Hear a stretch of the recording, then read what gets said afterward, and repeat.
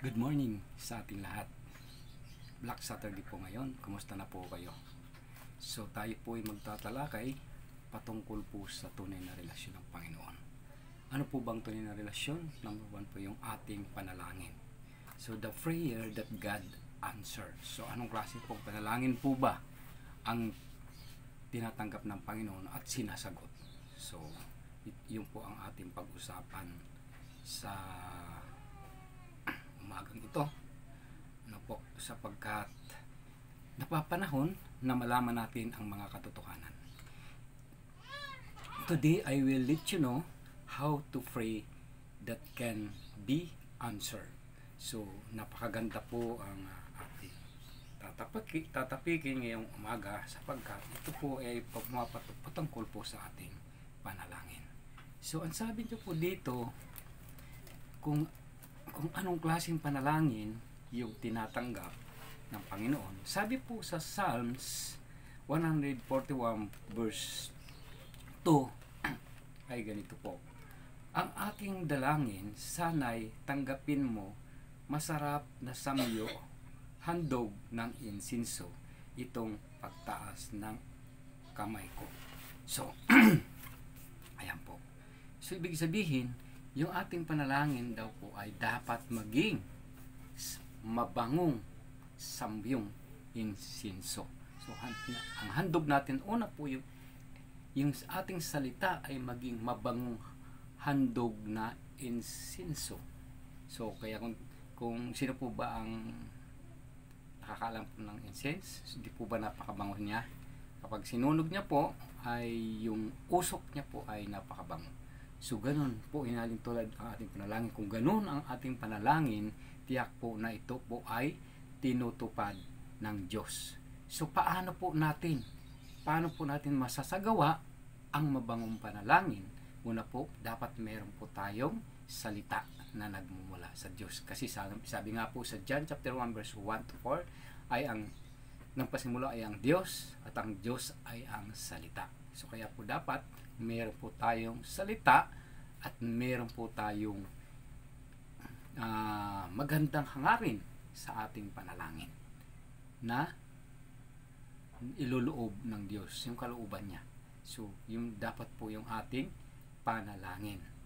So kaya nga po sinasabi po dito sa Psalms chapter 141 verse 2 na it say, may prayer sit before you like incense. Ayan po. So kaya po mahalaga po na yung sinasabi po ng banal na kasulatan. Ulitin ko po yung talata: ang aking dalangin sana'y tanggapin mo na masarap na samyo, handog na insenso, itong pagtaas ng aking kamay. So yun daw po yung panalangin. So ibig sabihin, mayroon po tayong magandang puso, no? Malinis na puso sa ating pagharap, at maganda yung layunin ng ating panalangin. Iyon po yung tinatanggap ng Diyos na panalangin. Kaya nga po, paano po magandang relation between incense and prayer? Paano magiging maganda yung panalangin? In Hebrews 8 verse 5, ang sabi po dito, the tabernacle copy shadow in reality. So ibig sabihin, dapat nakabase ang ating panalangin sa kung ano ang ginugusto ng Diyos na panalangin. Hindi lamang yung gusto natin, kundi mayroon po tayong pattern o mayroon po tayong sinusundan na panalangin.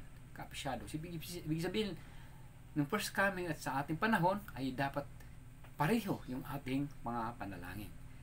Kanya nga po, ang sabi po sa Roma 12 verse 1, at the time of Moses, sacrifice to the spiritual. So, spiritual, sa ating panahon, spiritual po na pag-aalay. So, ano po ibig sabihin nito?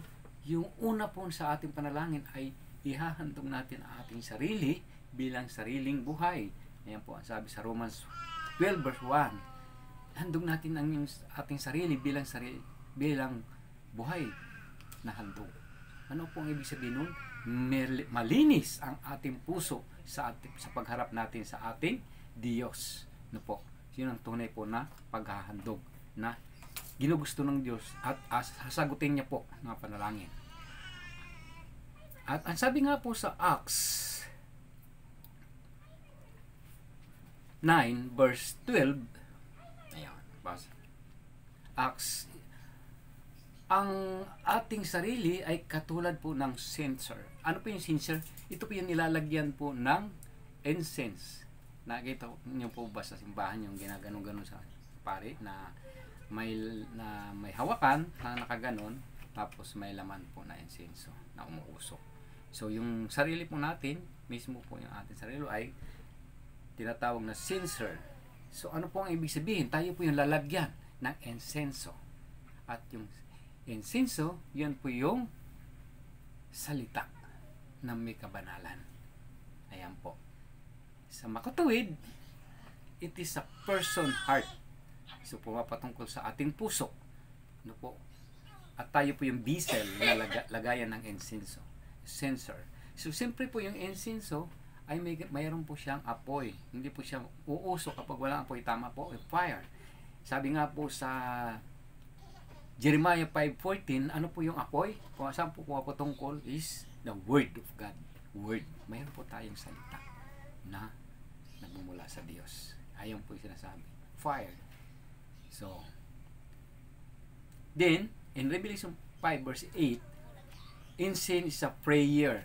So, yun po yung incense. So, yung ating panalangin. Dapat maging mabangong samyo sa ating Panginoon Jesus.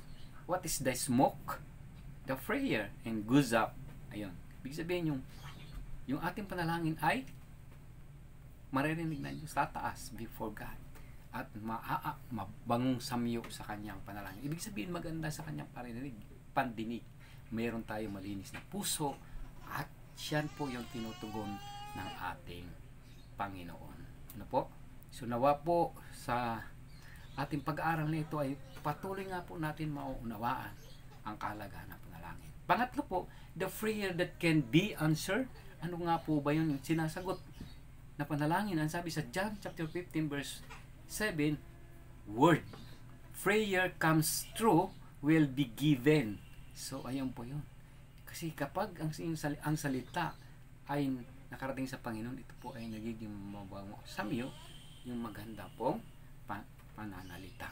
Hindi in Proverbs 19 verse 2, self prayer without knowledge. So dapat po meron pong magaling na panalangin. At talaga pong mataimtim yung ating puso. Nasisilyuhan po yung ating buhay sa pamamagitan ng mga salita ng Diyos. So ibig sabihin po, nakakalapit po tayo sa Diyos kapag excuse me po, meron po tayong magandang puso at silyado po tayo ng kanyang mga salita. Ibig sabihin, punong-puno ito ng salita ng Diyos. Ayan po. In 1 Timothy chapter 4 verse 5, word prayer becomes consecrated. So ayan po. Sa pamamagitan po ng mga salitang ito ay nagiging granted po sa Panginoon at nagiging holy. Kaya po yun po yung tinutugon ng Diyos na panalangin kapag narinig po ng ating Diyos. So napakaganda po noon. So kaya ngayong umaga, nawa po ay mayroon po tayo napulot ng mga salita at kung paano tayo manalangin na may kabanalan sa kanyang harapan. Good morning po again.